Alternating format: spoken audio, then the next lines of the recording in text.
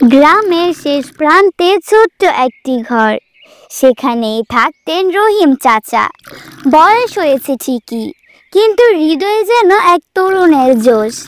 একাকী জীবন হলেও ছিলেন পরিপূর্ণ ভালোবাসার দায়িত্ববোধে। কিছুদিন হলো পাশের বাড়িতে নতুন প্রতিবেশী এসেছে, আলম, তার স্ত্রী সুরাইয়া এবং ছোট্ট মেয়ে তানিয়া। শহর থেকে আসা এই পরিবারটি কিছুটা গম্ভীর, ব্যস্ত, এমনই মনে হতো চাচার কাছে। একদিন সকালে রহিম চাচা দেখলেন ঝড়ে আলমের বাড়ির সামনে বিশাল আম গাছের ডাল ভেঙে পড়েছে।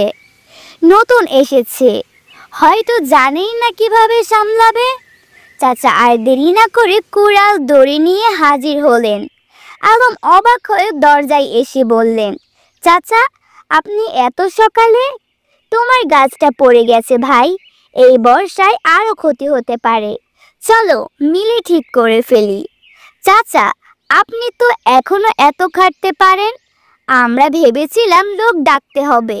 আরে ভাই, প্রতিবেশী মানেই তো পরিবার, বিপদে পাশে না থাকলে কেমন সম্পর্ক?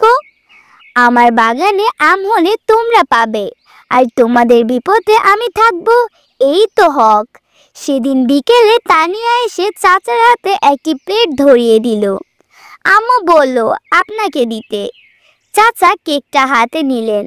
মনে পড়ে গেল তার মায়ের কথা, প্রতিবেশীর হক রাখিস রহিম, এটা দুনিয়ার সবচেয়ে বড় সম্পদ। সেই থেকে আলমের পরিবার আর রহিম চাচা একে অপরের খোঁজ রাখে। সেই গ্রাম্য কোণে গড়ে ওঠা এক অদ্ভুত বন্ধন, শুধু একটি মাত্র কারণে, প্রতিবেশীর হক। ভিডিও ভালো লাগলে লাইক দিন, শেয়ার করুন, আর ইসলামিক গল্প পেতে সাবস্ক্রাইব করতে ভুলবেন না। কমেন্টে জানাতে পারেন আপনার মতামত।